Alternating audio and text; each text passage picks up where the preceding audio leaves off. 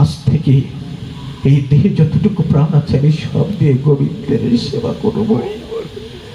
কথা দিলাম বিল্ল চিন্তা, যতদিন পর্যন্ত আমার রাধা গোবিন্দের যুগল চরণে আমি দর্শন করতে না পারি আমি তোমার সামনে কোনোদিন আসবো না। চিন্তা, তুমি হলে আমার ভজনের দ্বিতীয় গুরু।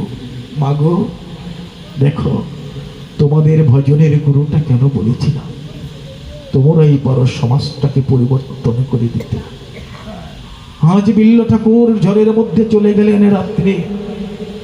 সখীগণে বললে, চিন্তা কি করলি তুই? সবকিছু ছেড়ে তোর কাছে এসেছিল আর তুই তাড়িয়ে দিলি।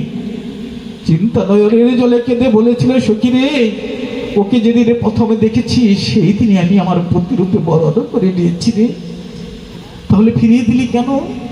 সখী রে, এই জগতে কে না চায় তার স্বামী কৃষ্ণপদে না যায়। এই জগতে সকলের একটাই কামনা, আমার স্বামী আমার প্রতি যেন গোবিন্দের চরণে যায়, গোবিন্দ পথে অগ্রসর হয়। আমিও তাই আমার ভালোবাসাটাকে একটু আঘাত করে